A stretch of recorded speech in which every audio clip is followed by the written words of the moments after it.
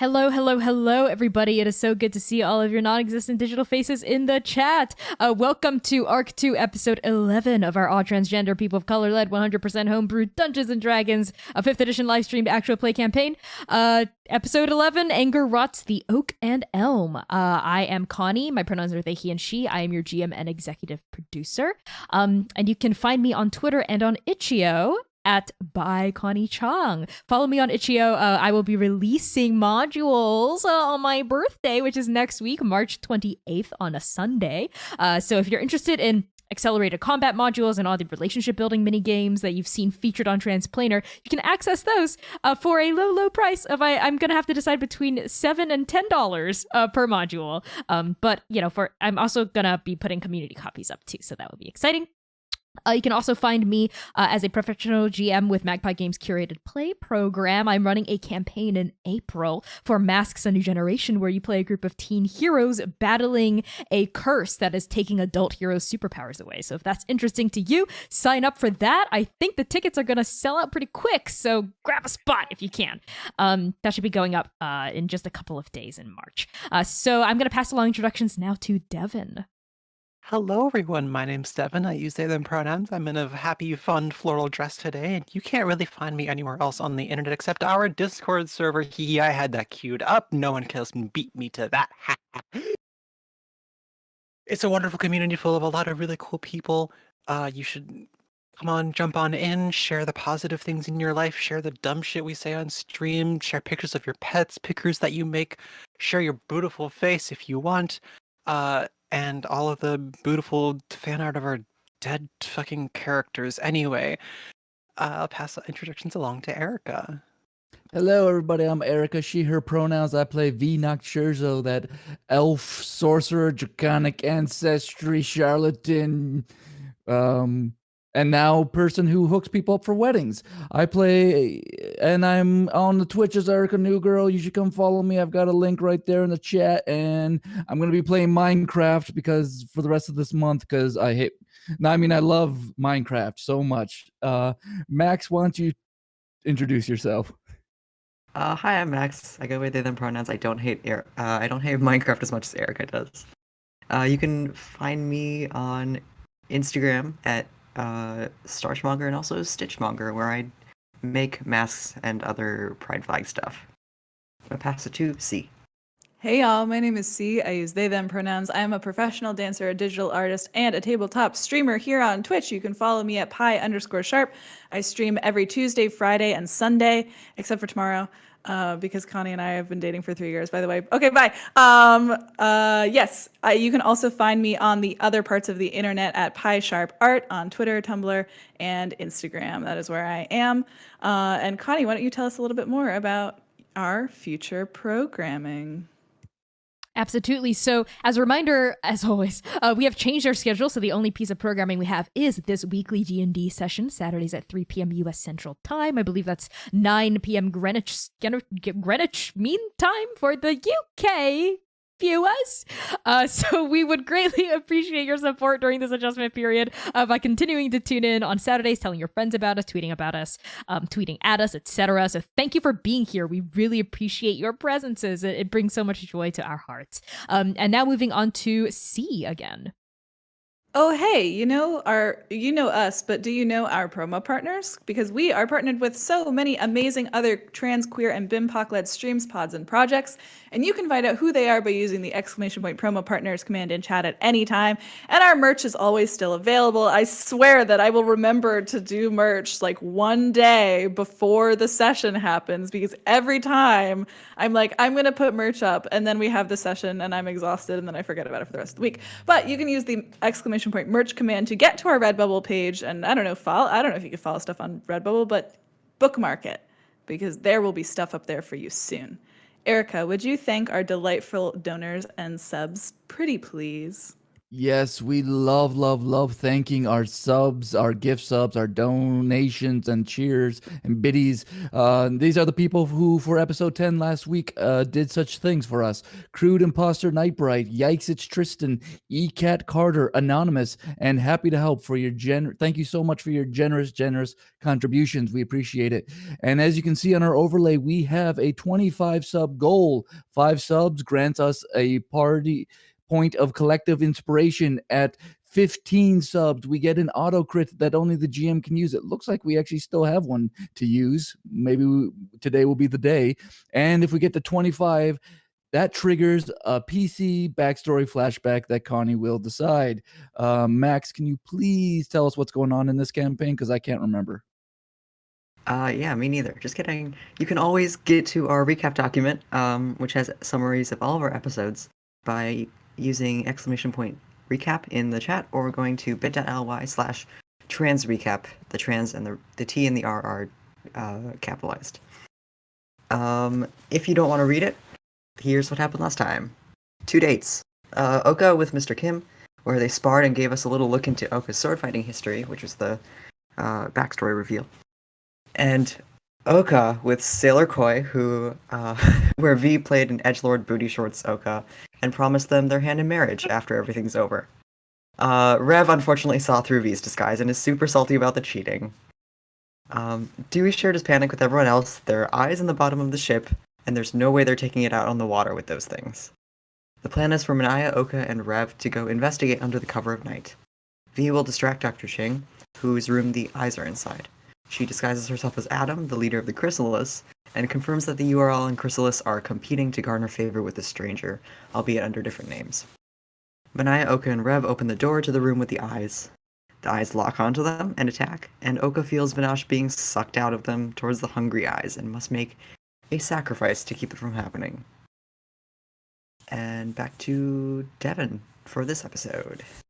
Well, Panic! Do we panic in the chat? panic. Hello. My name is Devin. I use they, then. Okay. Okay, so the title of the session, for Arc 2, Episode 11, the title of this session, which Connie so graciously spoiled at the beginning, is Anger Rots the Oak and Elm, which is from Apology for Apostasy, which is a title with the, what is this called? Question mark. Question mark at the end, so don't forget that if you're going to look it up, which is by Etheridge Knight. And the full verse reads as follows. Soft songs, like birds, die in poison air, so my song cannot now be candy. Anger rots the oak and elm, roses are rare, seldom seen through blind despair. All right, thank you for that, Devin. And now moving on to the session itself, some content warnings for our campaign in this session may include addiction, memory loss, eye horror, fantasy violence, death of loved ones, emotional trauma and baggage, self-destructive behavior, bloodletting, cults and cult-like behavior, anxiety and panic attacks described in detail, poverty and classism, a refugee crisis, natural disasters, and economic injustice. As a reminder, you can always access content warnings using !CW. Yes, Devin? We mentioned the new ones for this episode? Eye horror? Yeah. Yes, I mentioned that in the beginning. Okay. Yeah, but that's a Sorry, lot, those so are- no worries. Use !CW to access that whenever you need to. And we'll be having a break about halfway through. When we come back, we will rehash the content warnings for you.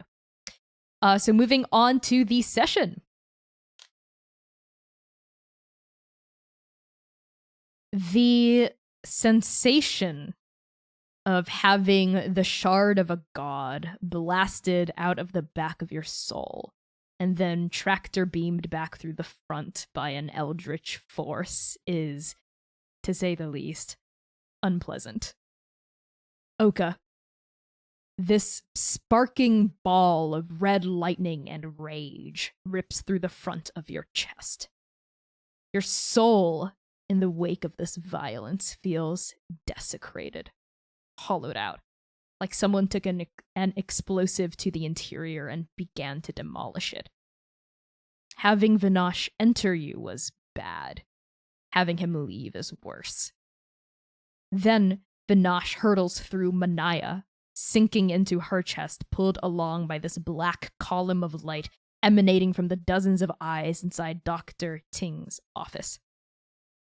Manaya, when the echo of the war god passes through your body and soul, a tidal wave of feelings crashes into you.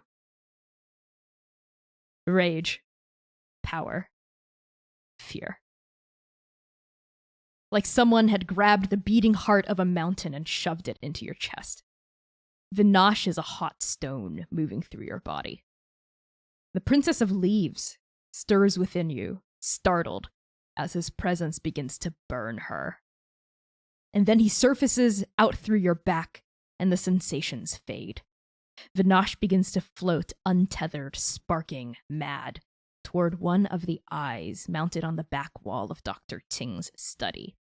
Except the eyes have transformed into gnashing mouths with slithering tongues and razor-sharp teeth. And they look hungry. Oka, Manaya, the two of you think you can hear Rev's voice somewhere in the near distance shouting something, but she's drowned out by this huge, silent noise filling the office like a flood spilling out into the corridor. What did the two of you do? I'm taking that auto crit right now. It's mine. Okay, we're going to start with that. That auto crit's mine. I don't know what for, but it's mine. I'm claiming it for this moment right now. Okay. What are you trying to do with it? I think, because we talked this out, Manaya at this point, standing in front of Oka, is going to turn back and grab for Rev, keeping one hand on Oka's shoulder. Okay, interesting. Yeah, Manaya, you reach out for Rev, you try to grab Oka, but I'm interested in what Oka has to say and what Oka wants to do. So, C, why don't you tell us first?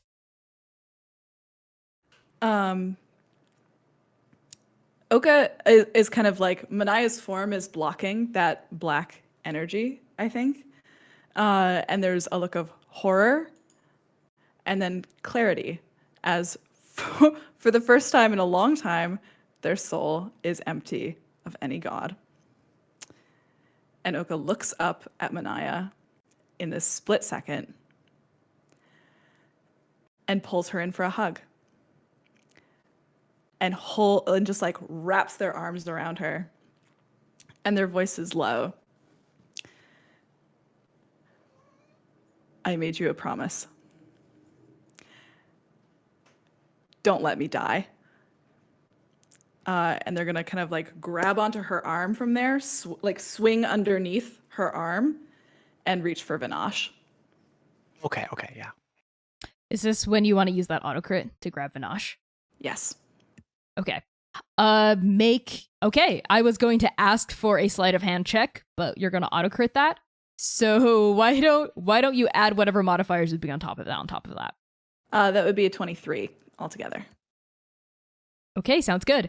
So describe to me what it looks like. Vinash is sailing past Manaya, is now inside the office, several feet away from you. What do you do? You're muted. Thank you. Oka is still kind of like holding on to Manaya's arm, but they like sweep their body around through the doorway, and maybe like pulling Manaya forward as well, kind of like a little train. And they reach, and if they can't reach, they lunge forward, and they take, however they can, they grab Vinash, and instead of pulling it back into their chest, they pull it into their mouth and they swallow. Okay, what are you trying to accomplish? I'm trying to bring Vinash back into my body, but it got blasted out of my chest, so it wants to eat Vinash. Fuck you. I'm eating Vinash. Okay? I'm eating Vinash now. Get fucked. That's what I have to say about it. Okay, sounds good. You grab this sparking, like crimson, roiling sphere of power and anger, and you you stuff it into your mouth, and it burns all the way down, like Fireball or some sort of like extremely intense whiskey. You feel it sizzling down your esophagus as Vinash like sinks past your chest, and you can feel this power like spreading through your organs, like disseminating, all throughout your body, Oka, as you're seized by this incredible force. And in response to this, you see like all of the mouths that were open, like shooting those beams, they emanate this kind of like horrific noise. Right? Like there was silence that had settled over and now sort of like rippling over the silence, like the world's like loudest bass line, like a really low, like you don't realize it's making a noise at first because it's so low. It's like underneath your bones. And then the mouths, they seem to vibrate, the teeth seem to shake, and then the lips like clamp shut. And it's gone. Like all the power just it's like strings of a marionette cut, and the power goes, the weave goes slack in this room. And left in the wake, a quick afterglow before that too, the light dissipates. You see the eyes glowing, but they're not like alive anymore. The eyes look like they were painted on by something red. Quite possibly paint or blood. You're not entirely sure without a check. But the eyes are no longer alive.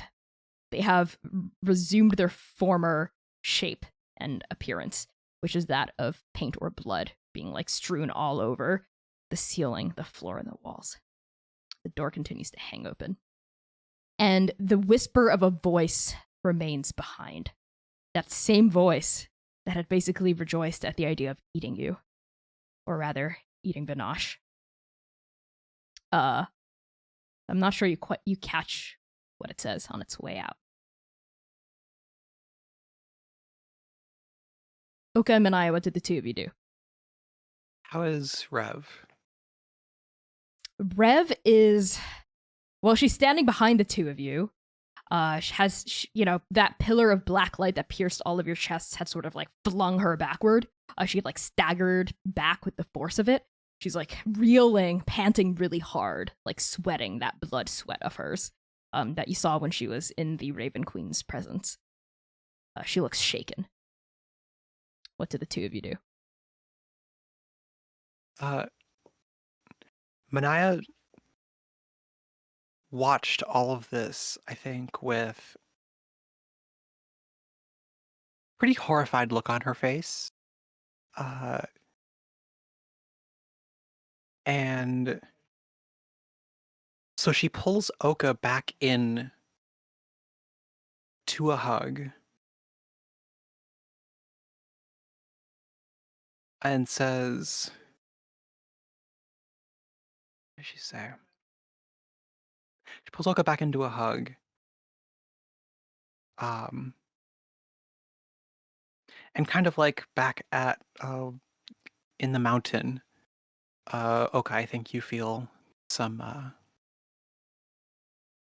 wetness on the top of your head for just a couple of seconds, but that kind of feel like years.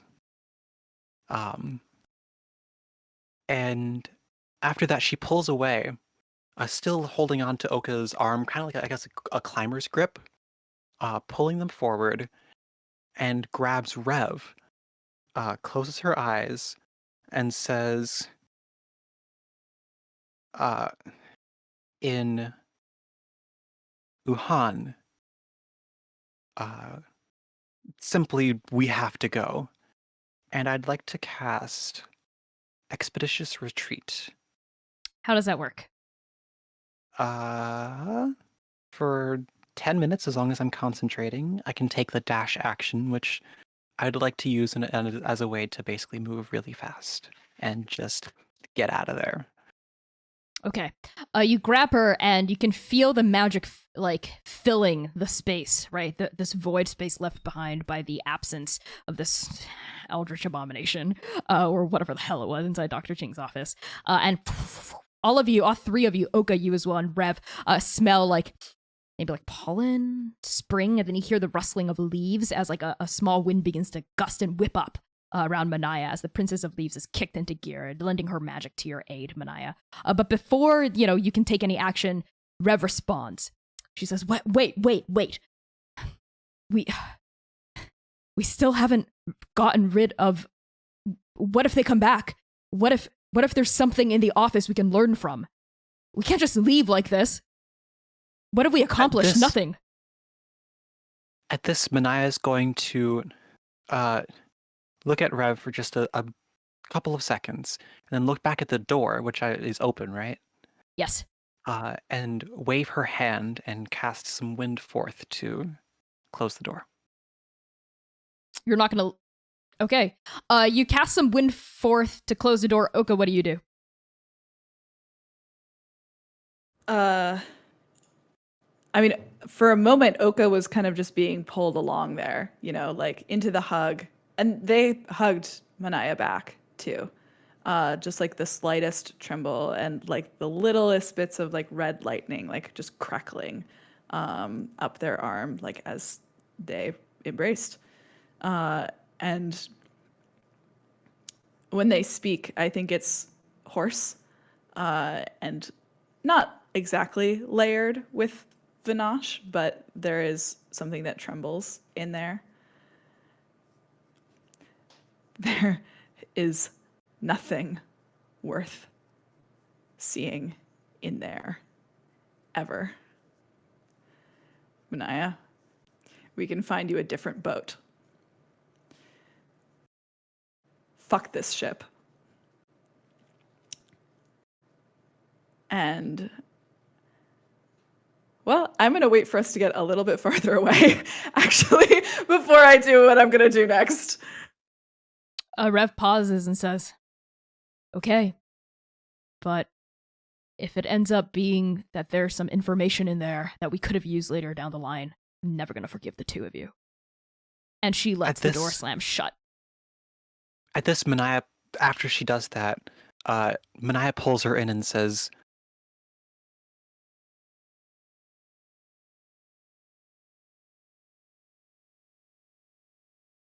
I swear I had some.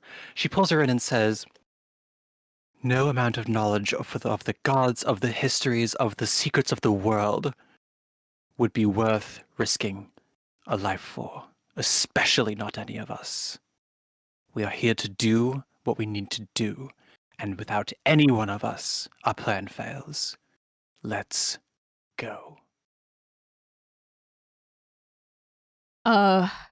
Rev lets you go. And as the three of you retreat back down the corridor, it's completely dark in here. Oka, are you casting light again?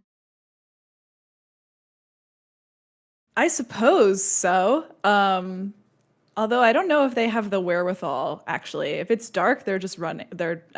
It's a hallway. You can only really go one way. I assume that when they got blasted, the light probably went out, I guess. I don't think so. I think they're just no time to cast magic. We're going here. We're getting out. Okay, sounds good. The door slams behind you, and all of your footsteps pound against the slick wood of this ship as you find your way back down the hallway in darkness. And I think we transition now. We cut to V. V, you are still wearing Adam's disguise, standing in this dark copse of trees where you and Dr. Ting had your conversation. He had sort of turned around, leaving you or rather you had turned around and left him, and he had sort of called after you about being Mother's favorite, right? So upon hearing this, you don't, like nothing's blowing up in the ship. You don't hear any screams on the wind, which is good, right? Like no news is good news. So as you are retreating from Dr. Ting, what do you do? I'm gonna make my way back to, home base here today. And as I go, I'm actually gonna take off the chrysalis robe and dirty it back up because I went ahead and cleaned it so it looked a little better. And I'm gonna make it look muddy and gross, like V had it. And as I get close to the village, I'm just gonna let this guy self drop and head home because he knows nothing to the contrary. Okay, sounds good. Once you get back, are you just gonna wait for your friends to return? Actually, I would love to check in with Koi about plans, if that exists. Yes, so Koi would be in the sailors, like, dorm, let's say, like the sailors' cabin. So are you headed there instead of back to yours? Might as well. Let's go knock on the door. Let's see what a bunch of sailors are doing at this time of day. Okay, you head over to the other cabin in the near distance where you can hear like merriment going from inside. You feel like you could smell the alcohol from like several dozen feet away. You see like a warm orange glow from a fire lit, like misting up the glass of the window. And as you approach, you can hear them singing some songs in Wuhan. What do you do? I'm gonna give a hearty rapping on the door pretty loud because they're probably hard of hearing at this point. Okay, you rap on the door. There's no immediate response. Do you rap again? I'm just gonna open the door if I can. I'll try to open it.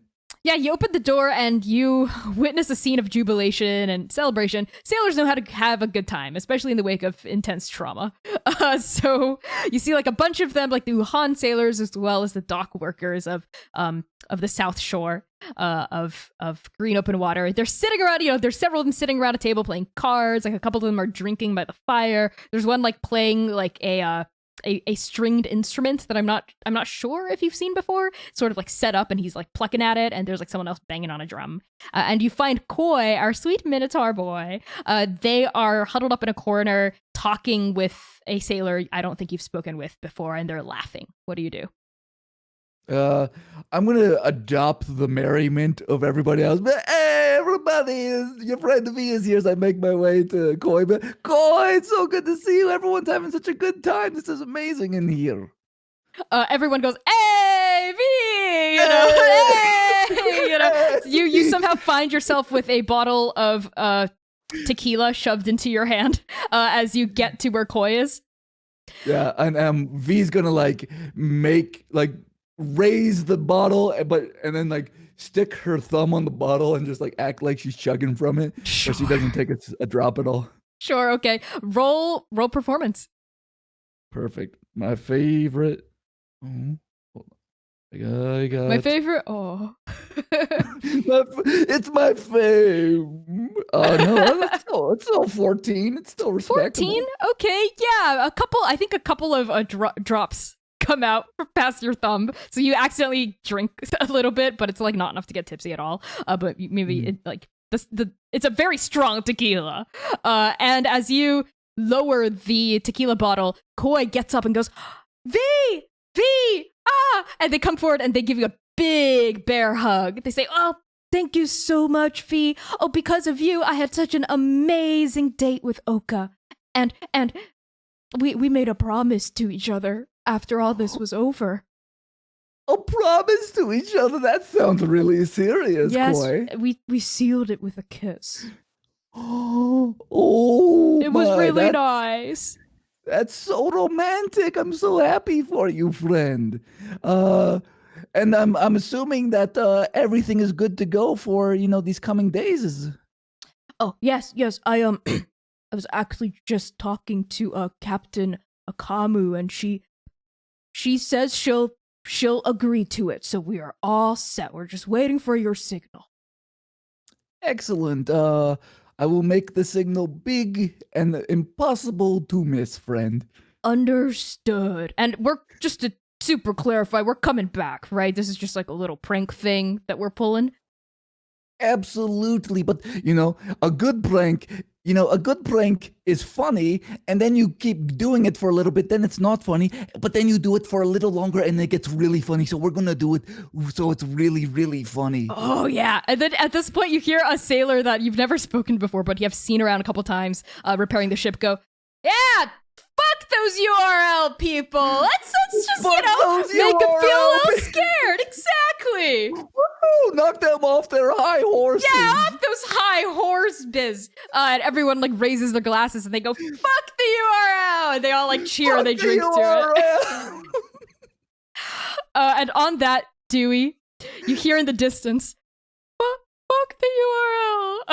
as you're in front of Mahu's favor, like looking at this chip. And you have figured out everything you could have figured out based on last session. What do you do? I assume it's only been like 2 minutes since Manaya, Rev, and Oka went into the ship, and now I assume they're hurrying out.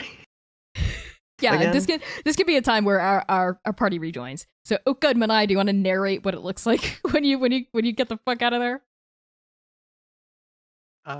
Yeah, so I don't know what it's called, but the latch that leads down below decks flies open, just boom.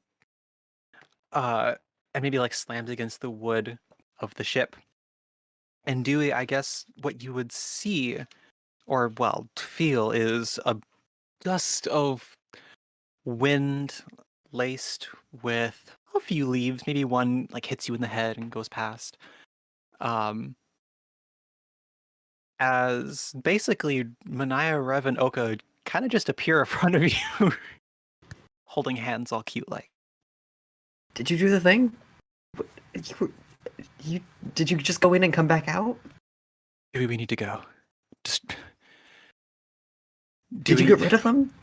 Yo, weapons expert, we need to. The ship needs to go. The whole thing. And it's going to. Oka turns around. Okay. But they don't let go of Manaya. It needs to go. I need your help. All of your help. Go where? Down into the depths of the fucking darkest corner of the world and never come out. Oka offers their hand to Dewey, their like other hand to Dewey. Dewey takes it. I'm sorry. Okay. This is gonna hurt a little bit. Vinash, fucking destroy it. Okay. Oka, what was the last die size you rolled to reduce your maximum HP? A D10? All right, go ahead and roll that D12. A 2! Yeah. Yay! Okay, great. So you reduce your maximum HP by 2. And describe what it looks like. It's like Oka's body becomes a lightning rod, and it like zoop, zoop, zoop, zoop, zoop, begins to like spark off of their body. It like coils around their arm, and then onto like Dewey's arm, onto Manaya, onto Rev, like coiling around each of them until literally all of them are just standing there glowing in sparks, and then. Boom. The biggest fucking bolt of red lightning right down from the sky, right through the middle of the ship where Sing's office would be, and fucking decimates it. Okay. The ship dies. The ship cracks in half. There is the smell of burning wood and a noise like the loudest peal of thunder any of you have ever heard. Like the entire ground, like there's a landslide happening is how loud this is. Like a huge rumble all around you, right? And the ship is split down the middle, and fire erupts from the wood where the huge bolt of lightning struck it. And the ship becomes like cracks and untethers from the dock, and it sort of begins to like float out into the middle of the river. It was sort of like knocked backward by the force of this bolt. And these two broken halves of the ship begin to sink a little bit into the river and begin to float down river. Like that's how powerful this huge bolt was. And yeah, I'm V. V, inside the cabin, you are in the middle, I think, of having. You decide. Are you having an arm wrestling contest with someone, or are you playing dice, or something else? Can we be doing instead some type of like V is against the wall and the sailors are taking turns like throwing the daggers at the wall to like I think that's more apt. Okay, yeah. Do you have like a little pair like balanced on your head? Yeah, let's and my hands are up and there's a pair in each one, so the sailors are trying like there's different points for different Oh sure. Yeah, I love that. I love that. So a bunch of drunk sailors are throwing knives at you. Okay, V, yeah, you're up against the wall, and like you see Koi go, Bane, come on, you can do it. Get the one on the head. This is worth the most points. Get the one on the head. The one on the head. And Bane sort of like she winds up, right? And just as she throws, boom! That huge peal of like lightning and thunder comes down. The ground shakes, right? Everyone goes, whoa! Like there's like a silence, and Bane throws. Can I cast Dimension Door? Can you just like teleport out of it? Yes, you can. So what does it look like as you see the knife sailing like a bullseye for your face? What do you do? It's like, holy! And then like I just like get consumed by like static electricity and just like fly across to the other side of the room and just like I reappear actually midair and like fly into the wall because I just like was. Okay, I love that. And you like throw your body poofs against the wall, and the three pairs like fall to the ground on the other side of the room. And you see like the knife thunk like right where your head would have been. And everyone's like, whoa, like a silence, like set like a brief quiet, like what? And there's like still like a little bit of rumbling left, right? Like the aftershock of it, and like you can smell like just static in the air, right? And this is a familiar smell and sensation to you specifically, V, because it smells like the nosh. Right, this is exactly what it smelled like when you had that confrontation. And all the sailors are like, what's going on? What the hell was that? Was that an earthquake? And they are all starting, like, some of them are heading to, like, the window. Others are, like, going to open the door. While this is happening, yes, Uka? I think maybe from inside, from inside, you can hear Oka's voice, yelling, ringing out, Tsing! Like calling for Dr. Tsing. Okay. Yes, V. V is gonna be like, all hands on deck, Luke, go outside right now.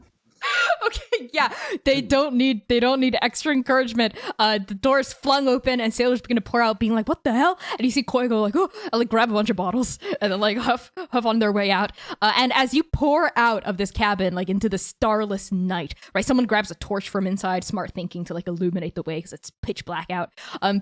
The doors to the researchers' cabin is also flung open, and the researchers are flooding out. And you hear like people start gasping when they see the burning, smoldering, split open wreck of Mahu's favor, right? I think it's still flaming. It's like a flaming shipwreck, like in the middle of the river that's like slowly getting bored down by the river and slowly sinking. It's like witnessing like it's not as big as the Titanic, but it's a fairly large longship. So it's quite. I mean, this is quite a sight. And their silhouettes backlit by this flaming wreckage with huge plumes of black smoke rising. V, you see Oka, Manaya, Dewey, and Rev standing. Are your weapons drawn? Yeah, Oka's also still literally crackling with, there's lightning all over. I'll take the damage to get my culling edge out, and they are like standing, like pacing back and forth, like screaming. The like rage like doubled in their voice. Okay, you were shouting for Ting, and out from like the darkness, right by like where the URL researchers are, the sailors are going, what, no, they're like cursing in Wuhan. And Manai, you can recognize like one of them go, my baby, our baby, they're all like really like fucked up about the ship being blown up. And you can also like see Captain Akamu like trying to calm her sailors down, but she looks extremely distraught, like amidst all the chaos. And Ting steps forward. And his face is sort of cast in shadow. His grizzled, hollowed eyes you can't see because of the darkness. Oka, as your culling edge is drawn, this tattoo like torn out of your body to form a solid blade of blood and black ink. And Dr. Ting just says, "What? What have you done?" What have I done? What the fuck have you done? You killed the world! And they're gonna go for him.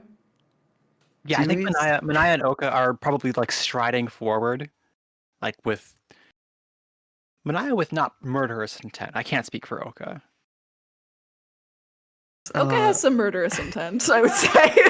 I would say there's a bit of murderous intent. Dewey, V, are you leaping into action as well? Are you joining Has, battle as a team, or no? I think Oka's still got like a death grip on Dewey's arm, but he's like doing the thing where he's trying to go the other way. But the two other people are like, the two stronger people are heading towards Ching, but he's like, we gotta go. V's gonna run following after them. And as soon as there's enough space between V and the sailors and the other researchers, I think actually she's gonna cast a wall of fire separating them off, so that it's just us four, Unrev and Dr. Ching. Okay, so that sounds like an initiative roll to me, if that's your intention, right? Because I feel like y'all are fighting. Roll initiative. Okay, so Manaya's intention here is not to kill Tsing on the spot, but to like shove him against a tree and then interrogate him without hurting him yet. Okay, let's see how that can still happen during battle. So roll initiative. 21. Are we not using the new system? We are, but I think we agreed. So, beautiful chat. We have decided on a cool new like combat system, like that's sort of like D&D 5e plus like a little bit of like Powered by the Apocalypse, a little bit. So we're still gonna roll initiative as usual. But whoever rolls the highest, let's say, can be like, do you cede the spot to someone else, and then maybe we can like bounce back and forth depending on like who wants to go first. So V got a 21. What did the rest of you get? I got a 15. 15. 7 from Manaya. Is that a 21. 7? 21. 20 rather. 20. Okay, and Dewey, what did you get? 13. 13. Okay, so I think the highest was V. So V, you would go first. I know you wanted to cast that wall of fire, so that makes sense for that to be the first thing that happens in combat, right? Does that feel good to Yep. everyone? Okay, great. So V, describe to me what it looks like. So V is gonna turn around and with her diamond palm,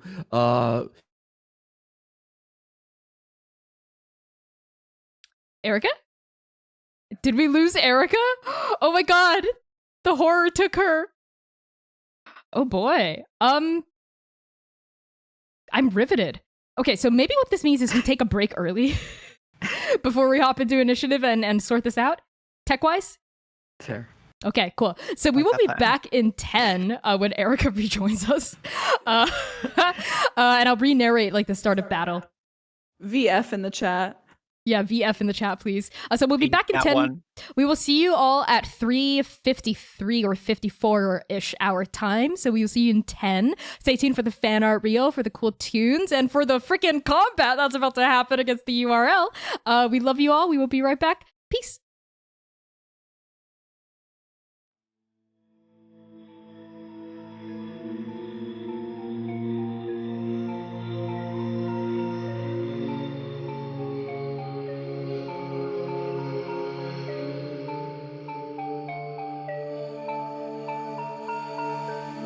I learned this from a witch who was born of many gender. I learned to see a light. I learned to watch it glitter. I learned a secret from the light. I learned to watch it dancing. I learned to swallow light, to illuminate my darkness. I learned to feel love when I look upon my dark things. I learned this from a witch who was born of many gender. I learned to see a light. I learned to watch it glitter. I learned a secret from the light. I learned to watch it dancing. I learned to swallow light, to illuminate my darkness. I learned to feel love when I look upon my dark things. I learned this from a witch who was born of many gender. I learned to see a light. I learned to watch it glitter. I learned a secret from the light. I learned to watch it dance.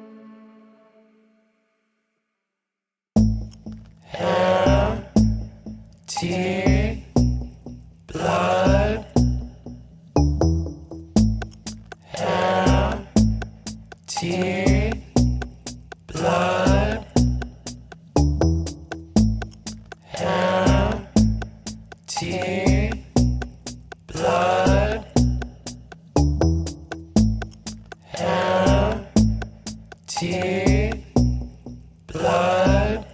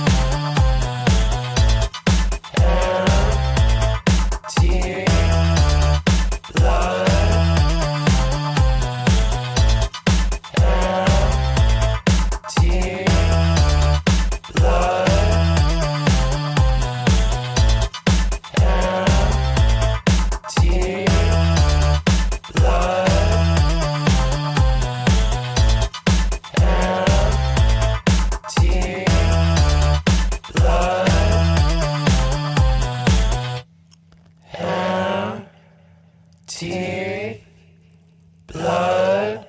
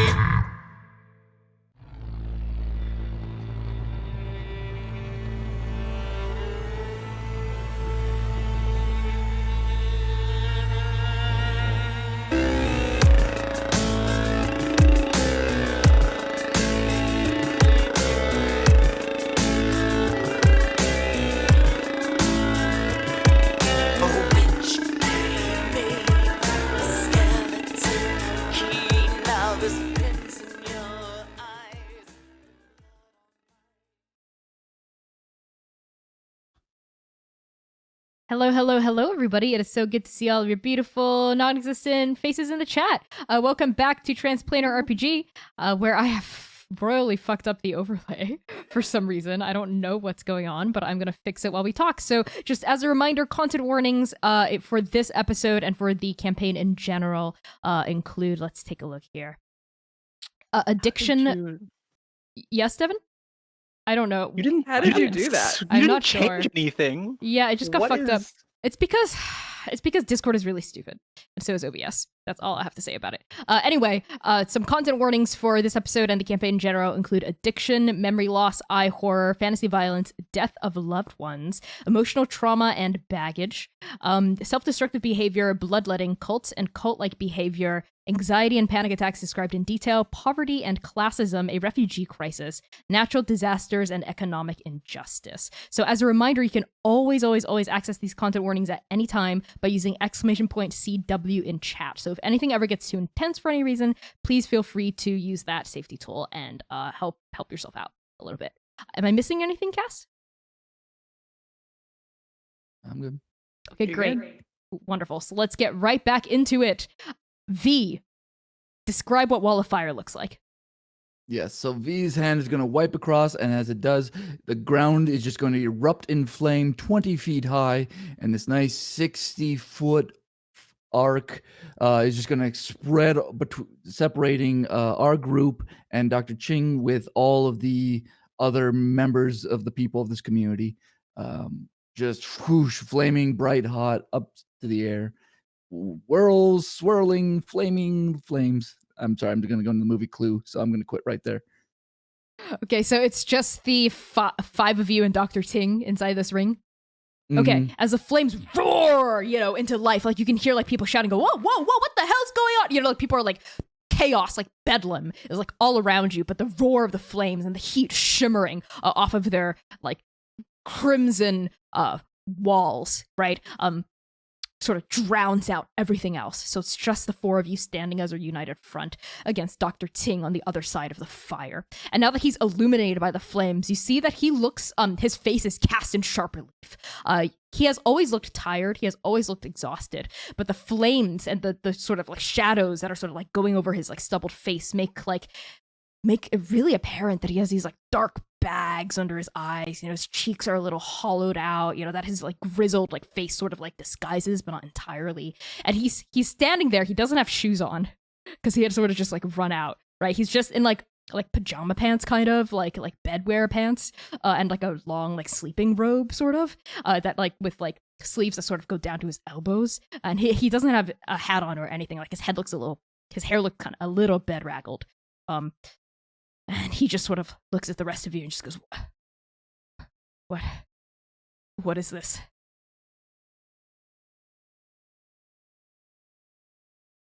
I think Manaya Orca are striding forward straight to this man. Yeah, Oka's on him like a fucking panther. Like, they said what they needed to say already. They're not, this is enough. Okay. Dewey, what about you? Dewey's doing the thing where he's like digging his heels into the ground and trying to shake his hand from Oka's grip. Oka, are you pulling Dewey along?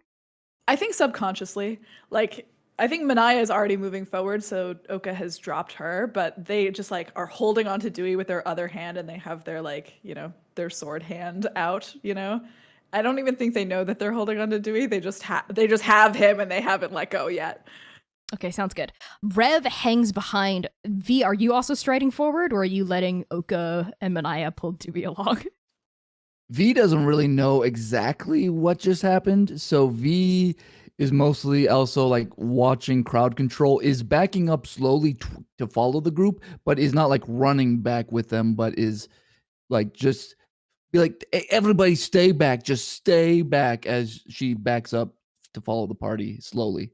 Cool. Yeah, Rev sort of stays behind, like her eyes darting around, right? Her hood is like thrown back and she's like a hand is like on the hilt of her whip. And Oka and Manaya and Dewey, reluctantly, as the three of you stride up to Dr. Ting, he looks. He says, You went into my study, didn't you? Manaya kicks this man square in the chest to the ground and puts her booted foot down. Okay. Are you trying to hurt him? No. Okay. You kick him to the ground, and he lets out, he just sort of crumples. He doesn't really offer any resistance at all. It's sort of like kicking a shell of a man. He sort of like falls to the ground, and his head is like just several feet away from the outer rim of the fire, right? As his back like falls onto this like muddied ground, and your boot like presses into his chest. He looks up at you, like with your heavy, heavy boot on his sternum. Are you going to kill me?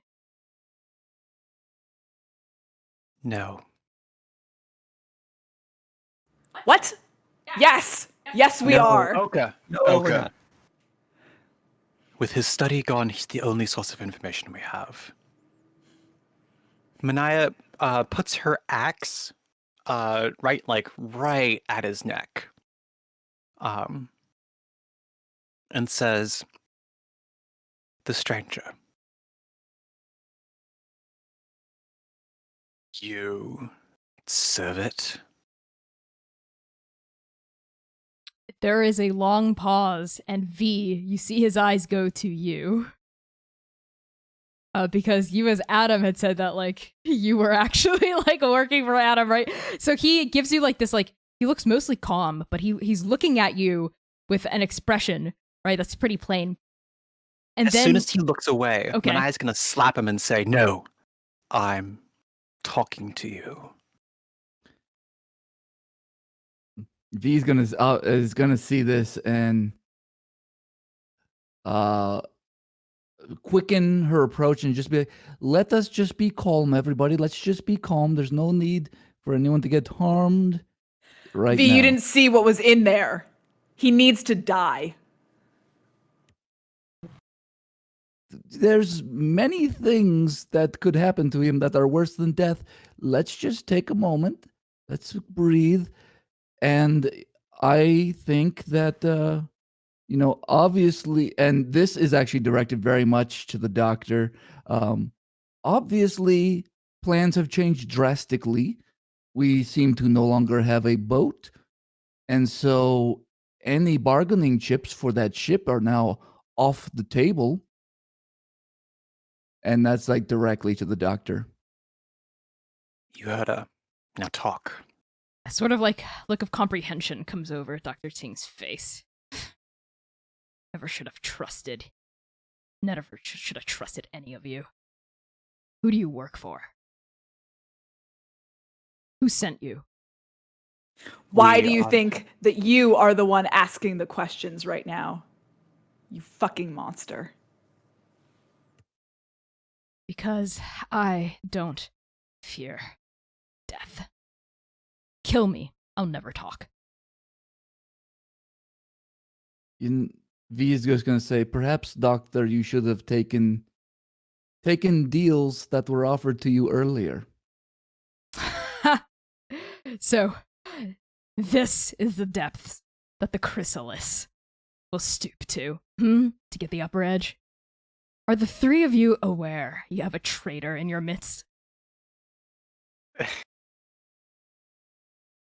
Manaya laughs at this. And turns to Oka and says, "Crosses my mind that death is no longer a thing here. Oka? I've taken a vow never to.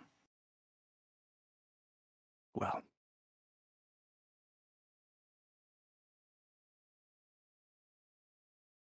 She doesn't want to say it out loud, but yeah.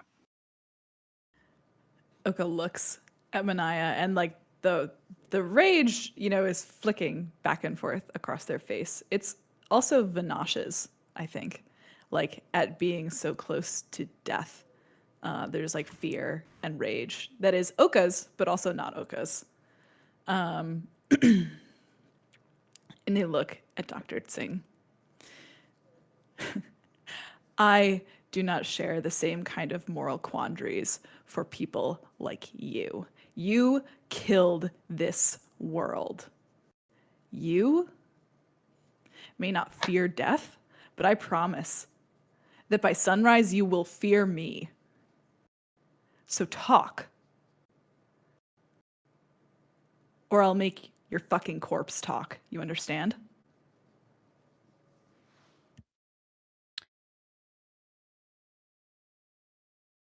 My God. You're paragons. You're paragons, aren't you?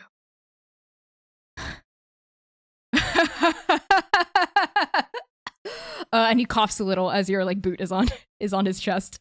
And he just goes, can't believe it. All this time and fine. I'll talk. But you might not like what I have to say, saviors of Andake. You're on the wrong side here. You were never meant to get this far. Drop your axe. Drop your sword. Listen to what I have to say.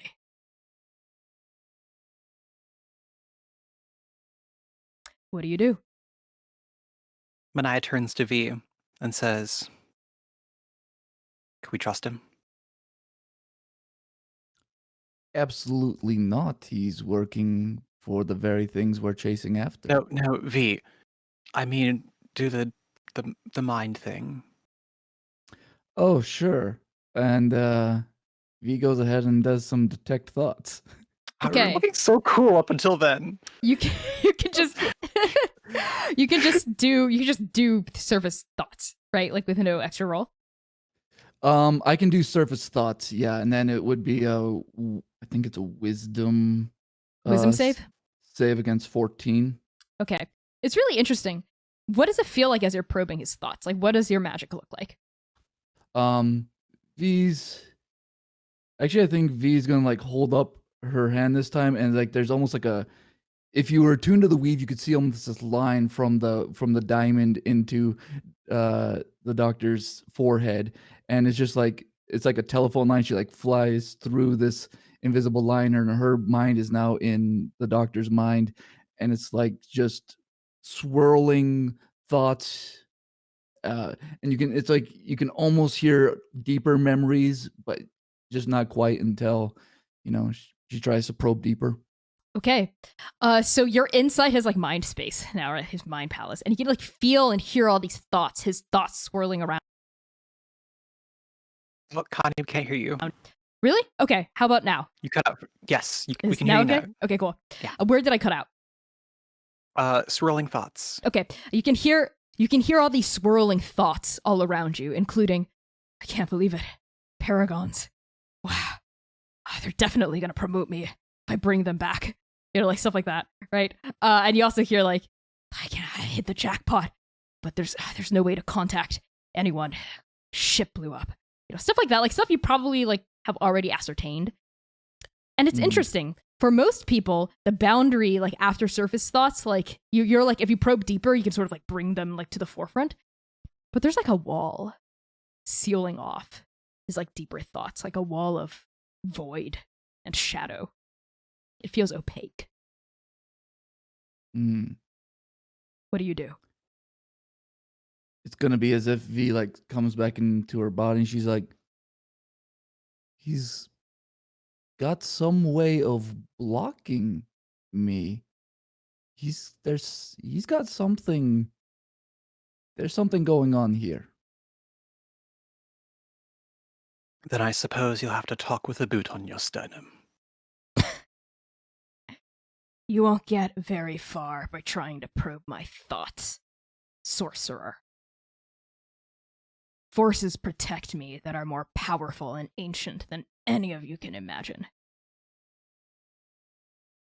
Aren't you sick of it? The suffering. All of this. The death. The destruction. The exiles. The not belonging, the pain. Aren't the four of you sick of it? You too, Drow. And his eyes land on Rev. What do the four of you do? You're fucking sick.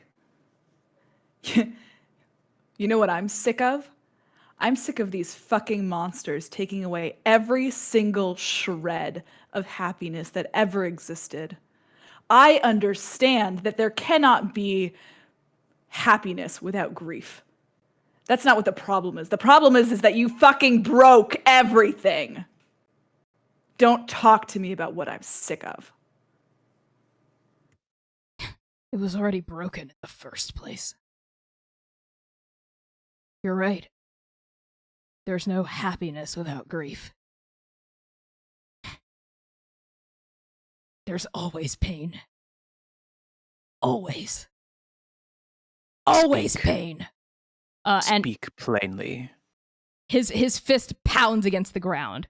And he goes, the only time The only opportunity we have to not feel any pain, the closest approximation we have to it, is death. In this natural life, that's all we have. You live, you suffer, you die. That's not what I want. That's not what any of us want.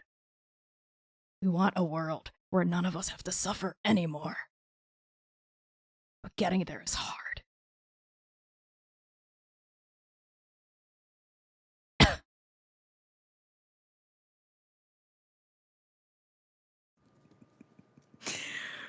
For a fucking mad scientist, you don't understand anything.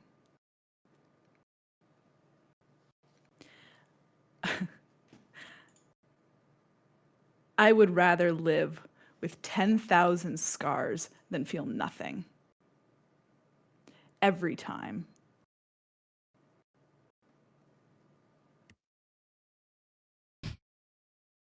Would you inflict that on the people you love? All that pain? If your mother were sick and dying, and in agony. I kick him in his head. Okay. Little This too point, close. Mai's pulled her axe back, so he's not like kicked into the blade, but yeah. Yeah, that was a little close. That was a little close to home. So okay, fucking gut reaction kicks him in the face. Okay, are you trying to knock him out? I mean, if it happens, it happens. If it happens, it happens. I mean, we could keep him, so no problem. Okay, you kick him in the head and the lights go out. And he just, some blood, a tooth flies out, right? Some blood comes out and his head, lolls back. And there's, a cracking noise, a snapping sensation through your boot. And he doesn't really talk anymore. Kill him? No, he's not dead. He's unconscious. Manaya pulls her foot back and picks up the man. Picks up Dr. Singh. Okay. You're easily able to do that. He doesn't weigh very much. At this point, the shouting from outside the fire ring is getting louder. You can hear some of the researchers go, Dr. Singh, what's going on? Dr. Singh, are you okay? Let him go. No, a lot of people are shouting and seem very worried about what's happening. They can't seem to see past the fire. What do the four of you do? I suggest, friends, we go to someplace a little more private. And V could actually lead everybody to where she met the doctor out in the woods and stuff. As they go, the flames just slowly die down, but enough time for them to all be in the cover of the forest, and then the flames peter out. Can you walk through the flames without being hurt?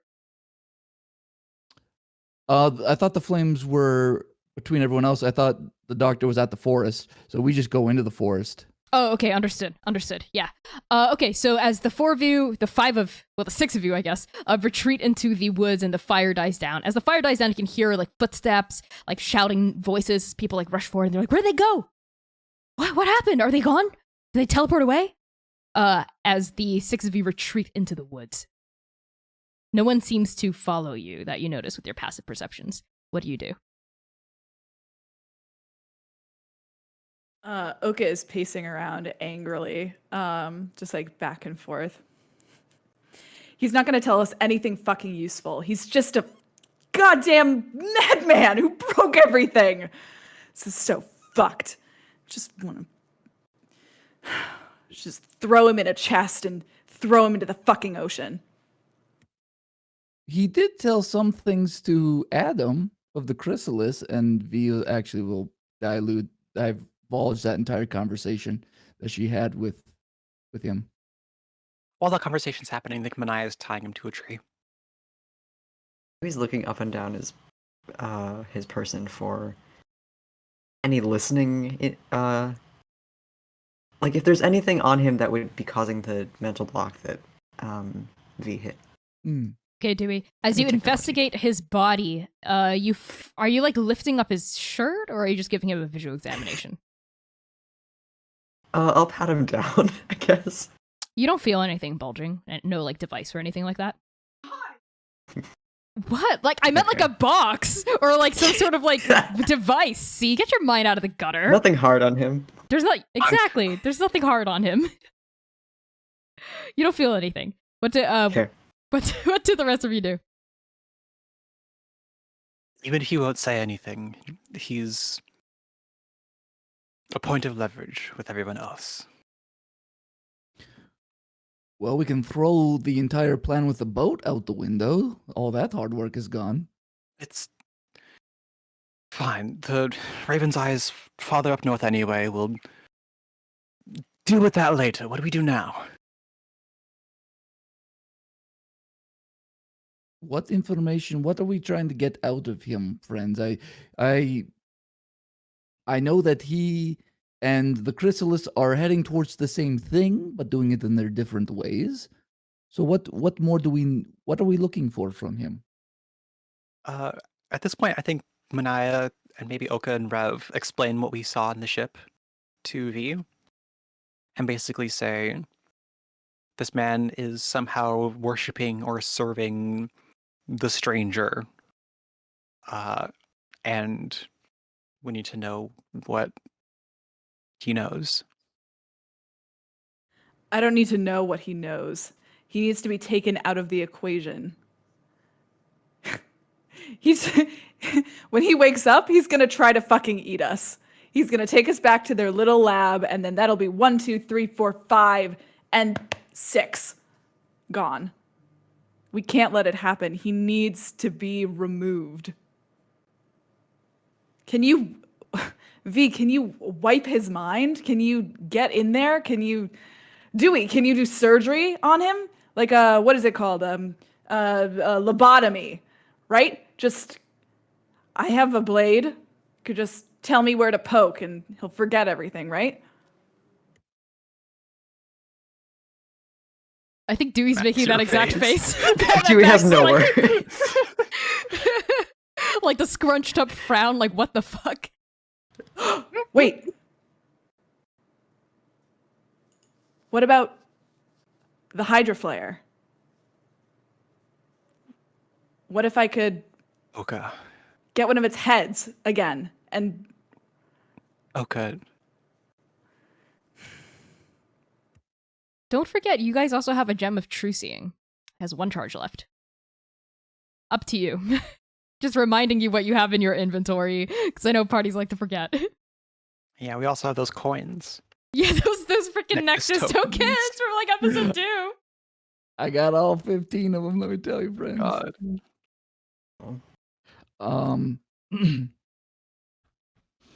I mean, V's searching through stuff, can pull out the gem of true sight. I mean, the only thing I can think of is putting him in the box and dropping him in large body of water.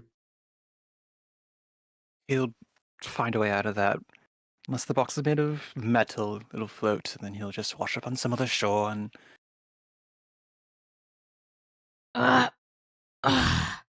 Dr. Tsing groans and begins to like come back to consciousness as he's like tied to the tree. Yes, Oka? Oka, like, as he like comes up, grabs him by the collar and like thumps him back against the tree. If you ever say anything about my mother again, I will make you wish you were never born. He coughs up a little bit of blood that was left in his mouth from the kick. Mother. Mother. No. I haven't failed you yet. Wait, please, wait. No. And all of you see something's glowing under his shirt. And you see like the outline of like a red eye sort of glow underneath his shirt, and it begins to like get brighter and brighter. And it's actually, it seems a little wet. It's glowing in a wet way, almost like you're seeing it from underwater, and it begins to bleach through his shirt, and you realize it's blood, right? There's like, this is like a blood sigil or something that's like glowing and bleeding like through the fabric of his shirt. And he seems like he's struggling under like your like grip, right, Oka? But he seems to be like in pain from something else too. Yeah, as soon as that eye motif comes back, Oka's dropping him and backing off. he's tied to the tree, so yeah. Yeah. we're all backing off. I would hope. Yeah. Yeah, as all of you sort of back off, like you see like Rev like take out the whip and like unfurl it carefully. And he's just like he's thrashing, jerking around, you know, like he's like almost like he's an animal that's being like branded like a tss, like with a sizzle. You can almost like smell his like flesh sizzling with like whatever this thing is like seeping through his like chest. And then he begins to jerk in a really like irrational, sudden, volatile way. Almost like his body is glitching out. You know, like this is more than just like him in pain, just more than just a dude writhing in agony, right? This is like there's something going on with the fabric of his reality, right? Like with the fabric of who he is. And the glowing gets really, really bright. And there's no other way for me to describe this aside from Dr. Ting unravels. He just sort of like, his body just sort of like splits open a little. Almost like that device you saw that they had that like sort of like split open at the top like a flower opening. He splits open from the middle, from the flower, almost like he's inverted, and then he sort of sloughs off against the tree and dissipates into like a puddle of like goo, similar to Shakor. And the goo's like steaming a little, you know. Well, I guess we don't have to figure out how to get rid of a body.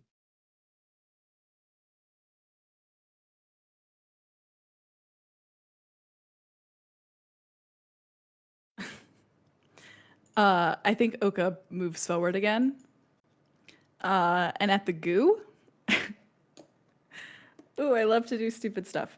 I love to do Manaya stupid stuff. puts a hand on their shoulder and says, "Careful."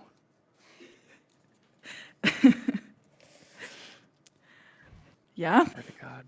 Hey, mother? You listening?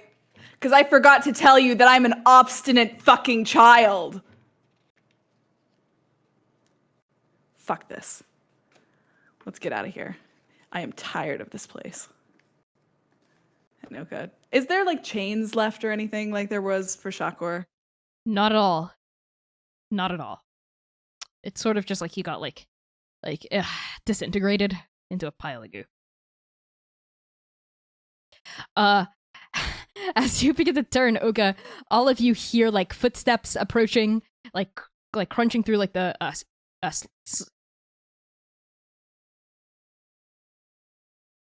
can't use that word Underbrush? anymore. No. Making wet squishing noises as the boots go through the mud, and then all of you can hear like voices being like, I think they went here. I mean, this is the only place we haven't checked, right? Hello? Dr. Ting, Manaya, Oka, Dewey, V, Rev. You know, like you can hear people calling your names. They sound like the researchers. And I they kick mud over the goo. You kick mud over the pile of goo formerly known as Dr. Ting, as these torches like come through like the underbrush and the branches.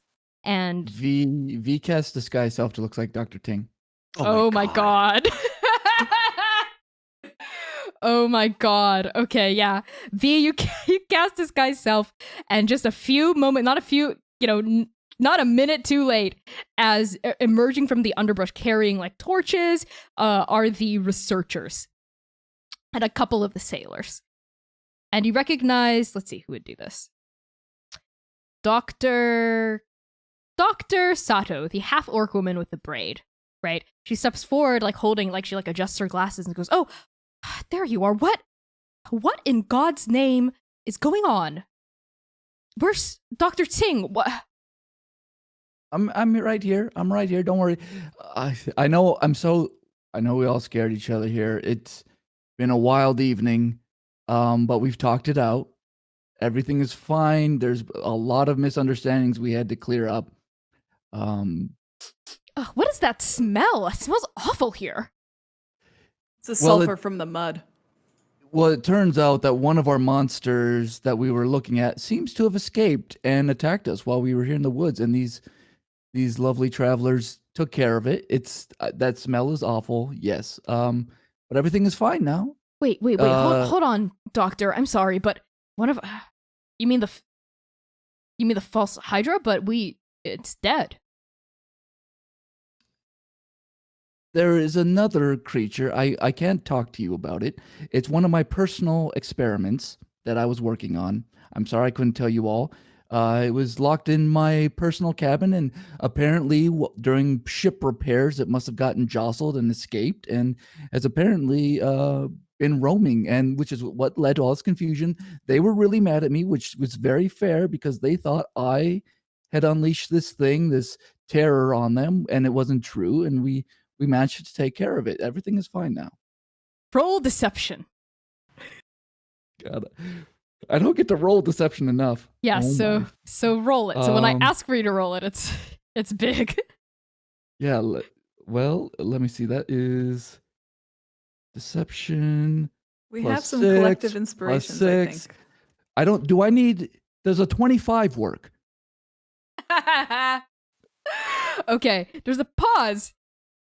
Dr. Sato goes, I wish you would have told us. I mean, all of us would have been put in danger by that. Is the monster dead? Did you kill it? Where is it?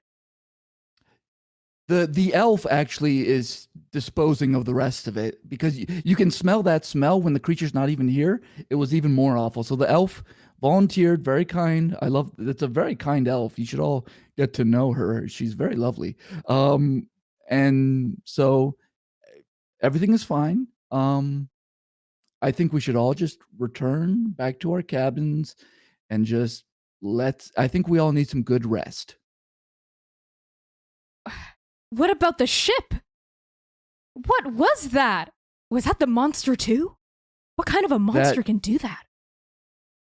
Very high powerful. That's why I couldn't tell you all. It was so high powered. I did not want it to get into the wrong hands and get abused. Unfortunately, it seems to have happened, and that was what happened. It blew out of the ship. It destroyed the ship, unfortunately. Sure did. Saw it with my own eyes while I was taking a smoke break. And Mr. Kim is sort of standing off to the side, leaning against a tree, smoking. Dr. Sato goes, well, you know, Mr. Kim, if you were aware of this, I really wish you would have told us. Just next time in the future, Dr. Ting, please keep us in the loop, okay? We care about you, and if we're collaborating with these lovely strangers, now we'd like to know. I don't think that's unreasonable to ask, but yes, this has been a very tiring night. I would like to see the body once it's, taken care of. Everything's okay. If that's okay with you, Dr. Ting. Let's wait until the morning. We're not going to solve any problems here this late at night. So let's just wait till morning.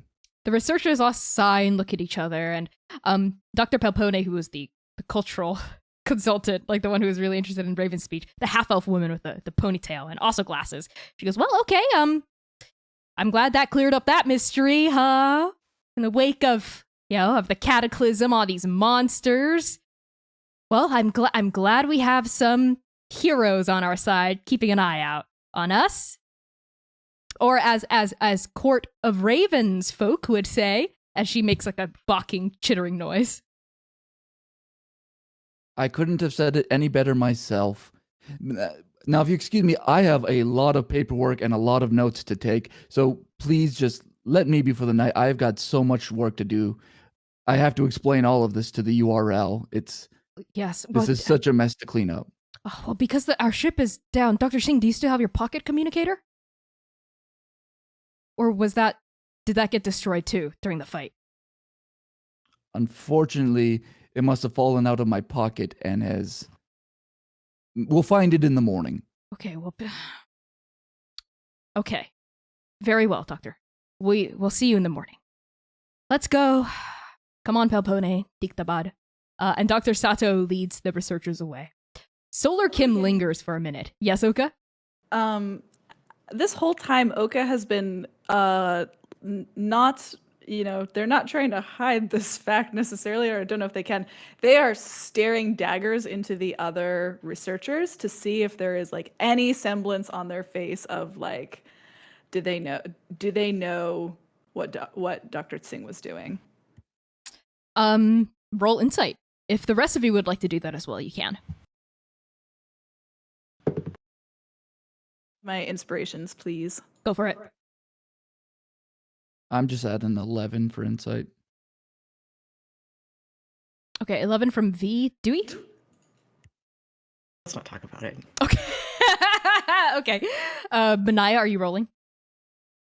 She's giving the other scientists the benefit of the doubt. If it was locked in Dr. Tsing's study, then Okay. they likely don't know about it. What about you, Oka? 24. Oka's staring daggers into these bitches. Okay. V, let's say with your 14, you were like trying, yeah, because you're lying at the same time. So let's say you're like focused on the lying. So they look surprised to hear about the monster and they seem to like buy what you say, right? They're like nodding and murmuring. They seem disgruntled that Dr. Tsing hasn't like told them, didn't tell them earlier. Oka, with your high roll, looking at their faces, they seem to be taking everything V Ting is saying at face value, right? They're like nodding. They seem like genuinely concerned when Dr. Ting was talking about the monster. They seem to buy the thing about like the attack. They, there's nothing else there being like, ooh, like there's no like code word that they were like using or anything like that. If anything, you can probably surmise that they're just as in the dark as the four of you. It was probably only Dr. Ting into all this like eldritch fucked up stranger shit. Cool, thank you. Oka lets them go in that case. Okay, sounds good. So the five of you and the pile of goo formerly known as Dr. Ting have a moment alone. Solar like flicks his cigarette to the ground and gives you a wink, Oka, before he retreats. What do the five of you do tonight? Let's say, are you gonna abscond? Are you gonna like get the fuck out of there? Or V will be like, I bought us some time, but we need to go tonight, friends. I don't care where we go, we just cannot stay here. Okay, if you can get us some light, we can take Moscrolo. On it. Get everything from the rooms and let's go now. In an hour, no less. Do we want to look for this pocket communicator that they mentioned? Yeah. Well, V- Dr. Singh, perhaps you should go back into your cabin and get your things, right? This is, I think even though I'm a scientist, you are very smart, okay? You should consider. Wait, what am I doing? I'm talking. Okay, I will go to Dr. Singh's and I will check this out. okay, sounds good.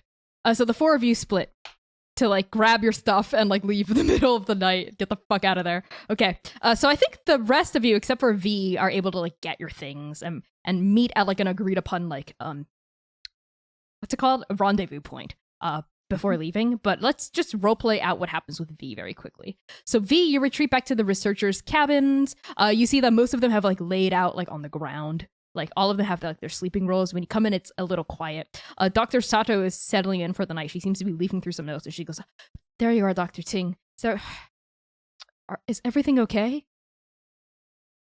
Yes, everything is perfectly fine. It's been such a day. I unfortunately our new friends were a little rough. My head is a little dizzy. Could you help me to my stuff? I'm a little woozy right now. Oh, of course. I mean, it's just upstairs. That's where you set everything up, right? Right. I'm sorry. I took such a good hit out there. My head is ringing. I'm gonna go up there. I'm gonna just go to bed. Please, just again, like, if you could keep everyone in your quiet. Let me sleep in a little bit. I've had a very long day. I actually have to. I have to do some paperwork and write down some things. So I'm gonna be Understood. up for a little bit longer. But just keep things quiet down here, and I'll see you in the morning. One moment, Doctor. If I could have a word. And Dr. Sato gets up and sort of like pulls you off to the side. The other like researchers are like laying down, like, and she sort of pulls you to like a secluded corner where you surmise that you can't be overheard. And she says to you, Dr. Ting, I wish, maybe I'm stepping out of line here, but I wish you wouldn't work yourself so hard. You don't have to take on all these burdens by yourself. I know you, I don't mean to be rude, but I know sometimes you can come off as a little standoffish. But I know that you care about the team and you care about the work we do, and we're behind you, okay? You don't have to feel like you're alone. Pardon what I say, but I know losing your wife and child was very hard on you, but it's going to be okay. I Go. appreciate that. It's been easier to throw myself into the work than to actually sit with my feelings. So, Oh. Sorry, I'm surprised. I half expected you to chew me out. But good. I'm glad you're coming to that realization. I'm tired. I'm just tired, you know. And I think, Yeah. who knows? Maybe I'll wake up my grouchy self in the morning. Who knows?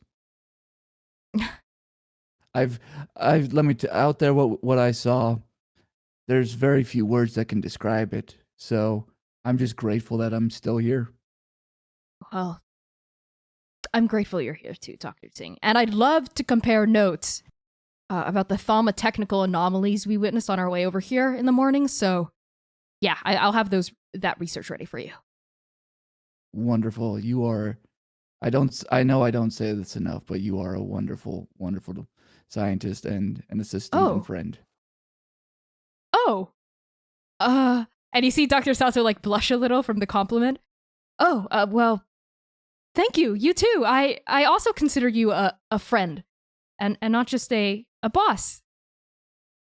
Well, maybe after this is all done, we can, have a nice drink somewhere and just like get to know each other a little bit better, But yeah, my head is killing me.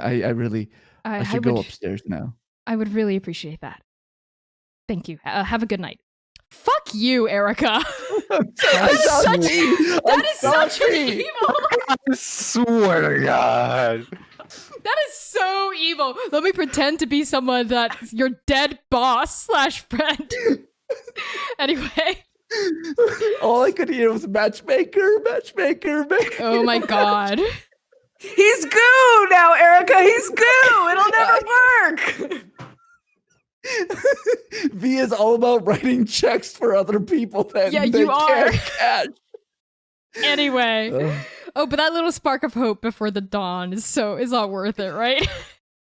Before it dies. Okay, V, you go upstairs. You see the what's left of the hydro flare inside those like burlap sacks piled in the corner, and then you also see sort of a makeshift desk setup and like a bedroll that seems like it was hastily come out of, presumably Dr. Ting's. I'm assuming you're looking through the desk. Yeah, I want to find this communicator device. Okay. But if there's anything else of note, I'm definitely looking for that too. You find almost immediately some research materials written in Nabalish. Can you read that? I cannot. Okay, so you just see a lot of things written in Nabalish. Are you going to grab those? Like sheafs of paper? Yeah, I'll put them in my stuff. Okay, you grab them. There's maybe like 20 or 30 in total, like quite a lot actually, and the ink almost looks like it was recently dried. You shove it into your pack, and you sort of rifle around the drawers until you find what you think maybe could be a communicator. It looks like a rock. And there's like something etched. There's like a rune etched into it. Can I use some Arcana? Yeah, why don't you roll Arcana on it? See what that thing is. If we want to skip scenes too, Oka needs to do one more thing before we leave also. Okay, sounds good. So V, while you're puzzling over this rock, let's cut now to Oka. Oka, what are you up to after the split? Oka, I mean, probably it's going to take a minute. They get all their stuff first. Their pack, their, everything. Their traveling stuff, whatever. And they knock on Dr. Kim's door. Okay, Mr. Kim's door. Okay. Let's say Mr. Kim is living in a little like shack next to the main researcher's cabin. Knock on his door. And you hear a voice coming not from inside, but it seems like on the other side of the shack. And you can sort of like smell and see like a plume of like smoke come up. It says, "Over here, princess." That is actually quite rude, I'm considered a prince. Fine then, prince. Bum me one? Okay. You walk around over to him where he is smoking the same cigarette as earlier, and he bums you one. He hands you one. And as you do, He looks at you a little sidelong and says, "Are you okay?" He took off a little abruptly from our lunch. Yeah. Fine. Fine. Yeah. About lunch. You're a good cook.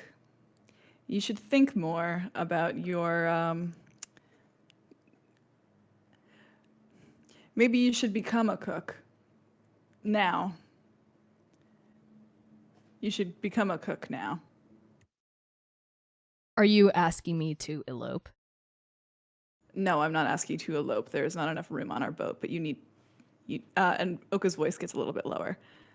You need to leave now. I appreciate the warning, Huckleberry. But, and he undoes his, like, tie, you know? And he, like, unbuttons the top, like, few buttons of his collared shirt, and then he, like, pulls it open. And you see something tattooed on his collarbone. Actually, like, right above where his heart would be.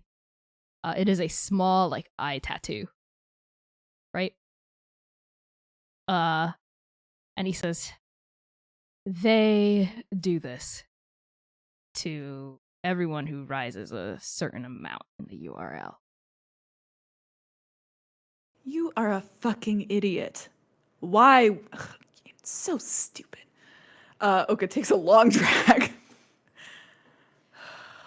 Fucking hell. All right. Are you ready to die? What? I mean, you're either gonna die or it's gonna hurt. So. Oh, you, Oka, you can't just cut it out. At least I don't think so. I'm not talking about cutting out. If that's what I think it is, well, I might be able to pull it off. Like, you know, they wiggle their fingers a little bit. Gesundheit. They wiggle their fingers a little bit with the blood. If it's there, I might be able to get it out. Okay, I could. It's too risky. What if it backfires? What if it latches onto you? What if this is the contract? You see, we all sign a contract when we work with the URL. It's. I've been told if I try to remove it, it'll blow me up. You know, I've heard that before, actually. But you might be surprised about how far you can get before anything happens.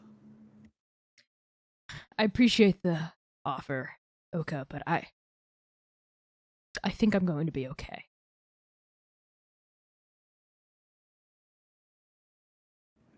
Idiot. And Oka snubs out the cigarette and walks away. Nice sword form. We should duel again when we meet. Oka just kind of like, waves and goes. Okay. And on that, we cut back to V. What did you get for your Arcana? 16. 16. Yeah, you can detect a trace. You can detect this thing is magical. It's enchanted. With similar kind of magic divination as the scrying bowl that Dr. Aluso gave y'all.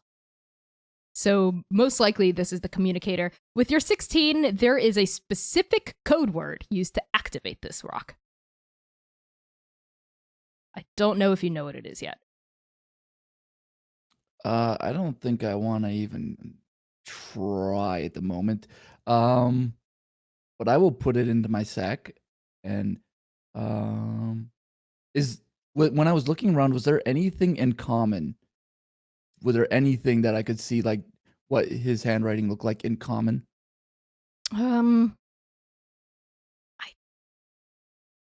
Maybe like a daily itinerary that's like written in his handwriting in common. So like this seems to be like a leftover from like the ship. Like maybe it was like nailed to a mast, so everyone knew like the daily routine. There's like some of that he wrote in like daily tasks. All right. I would like to forge his handwriting to just write on there Something along the lines of had to return to the URL right away.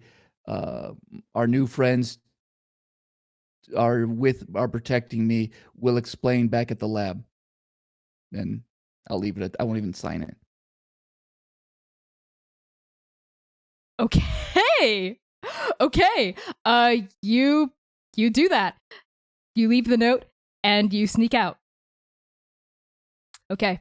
I'm even actually, you know what? I'm gonna use Dimension Door To get out safely. Yeah.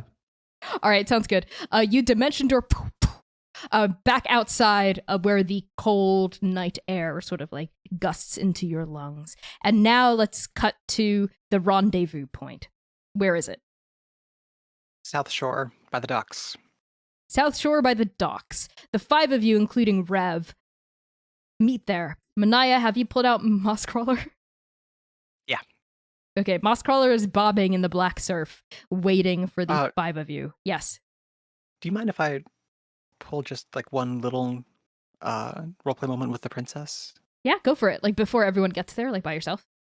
Maybe as Manaya's carrying Mosscrawler Okay. back to the water. Sounds good. As you're carrying Mosscrawler, or are you pulling Mosscrawler, like over the head, or? I think like portage style. Okay, over the head. Wow, that's really heavy. But I think you're strong, so you're able to do it. You're carrying Mosscrawler under the cover of a night toward like where you can hear the river like running, and you try to speak to the princess. Mm-hmm. What do you say? Princess, you all right? Manaya. And she sounds, as usual, a little tired. Manaya, the real question is, are you all right? I'll be fine. We still have Vinash. We can find his paragon. But you seem to be burned. I'm okay. You know, just a little scrape, a little bruise. Nothing too bad in here. Mm-hmm. Oh, Manaya. Yes, I'm a little injured, but don't worry, my magic will still flow. Maybe injured is the wrong word. Shaken. Having Vinash pass through your soul where I reside, Manaya, well, there's no solid metaphor, but I was quite enjoying being in a room by myself, and Vinash is much like a firestorm. So I'm putting the tables back together. So Wanda Oka's not his paragon. Well, whoever would be Yudabathi's paragon, I frankly would give a wide berth to. You know what you know the story about the first paragon of Yudabathi's, right? No. Oh, well, she was scary. Let me tell you. And the Princess of Leaves launches into a story about Lore, give us lore. About one of the first paragons of Yudabathi ever. She says, we call her now upon, well, I wasn't there, of course, but, you know, my mother was, well, or so she claims, the Crimson Warrior. Wreathed in blood. Oh, she was powerful. She was terrifying. But she was also kind. She embodied all aspects of Yudabathi perfectly. A poor farm girl from the scrublands. The Jadidan scrublands of Talmud. Rose up. She was chosen. She led a peasant rebellion against the first terrible queen of the north. And the rest, well, you know, the rest they say is history. Or a legend, rather. But my favorite story about the Crimson Warrior is the fact that she was very, very good at gambling.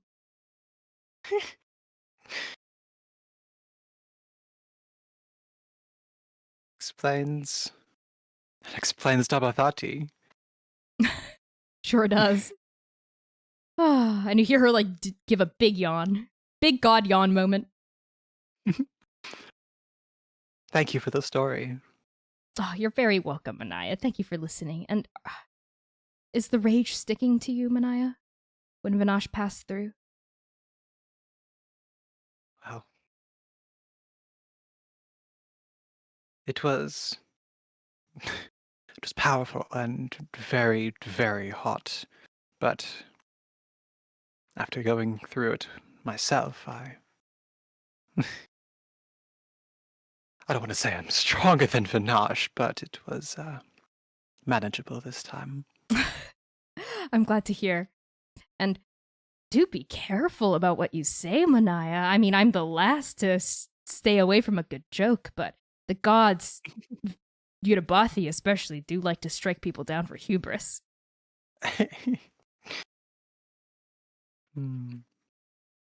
Oh, but fast. Here come your friends. Right. Talk to you later. You know where to find me. Oh. And like she sort of like settles back into your soul. Okay, Midna. Midna?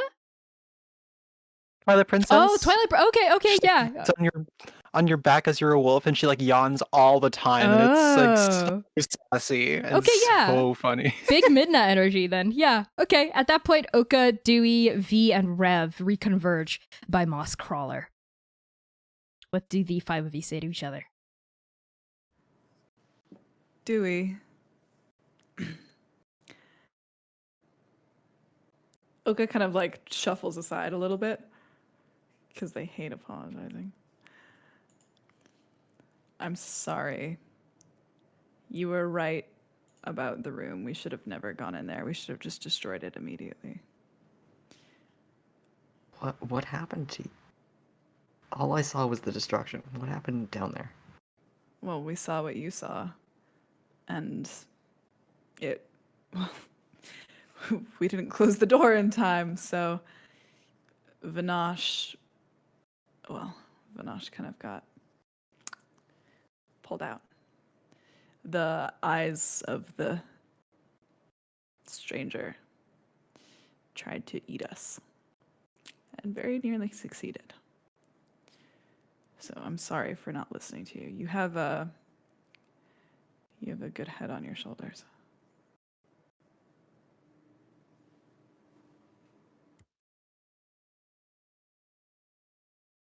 You blew up a ship. I got the brains. You got the boom gear boom. exploding. Yeah. The boom boom. Okay, kind of like ruffle, like or doesn't ruffle, but like kind of like elbows him a little bit, and then rejoins the group. Okay. At that point, Rev speaks up, says we should get going. I don't want anyone to see us. Right. Where are we going? Away, presumably. Well, Manaya, you know water the best. Should we head for open ocean, or should we go back upstream, try to find a different ship, a better vessel? Well, Skrull is not an ocean ship. Even if we stuck close to land, she'd... No, this isn't our ship. We need to return her. Well... Plus, the Raven's Eye is farther north of here, right? In the... Oh god, Boundary I hate waters. geography. Boundary waters, yes. Up in the boundary waters. If there's any sailing or even fishing ships on the coast, we should be able to rent one or... Well... Hey, maybe those fucking derby weirdos have a fast one for us. Yeah. Maybe on that suggestion from Oka and the five of you beginning to pile into Moss Crawler and like paddling your way upstream, like against the current of the Black Tongue feeding out into the open ocean. We end our session. Does that feel like a good place to end? Yeah. Okay. Great. Awesome. Cool. Well, everyone, thank you so much for tuning in to Arc 2, Episode 11 of Transplanar RPG, our all transgender, people of color-led, 100% homebrew Dungeons & Dragons 5th edition live-streamed actual play campaign set in an original non-colonial anti-orientalist world. I have been Connie, your GM and executive producer. My pronouns are they, he, and she. You could find me on itch at by Connie Chong. You can also find me on Twitter at ByConnieChong, the same handle. And I'm going to pass along introductions to Devin. Hello, everyone. My name is Devin. I use they, them pronouns. I play Manaya. She's knows how to handle anger now. You can find me on our Discord server. Like I said at the beginning, for anyone new here, it's a wonderful, wonderful place. You can come in and share pictures of your pets, share pictures of yourself, share pictures of fan art. Oh my god, this episode. Fan art be so good. But also just other art you're doing. It's a wonderful, wonderful space. And I'm relatively active there. Also, we have a counting channel.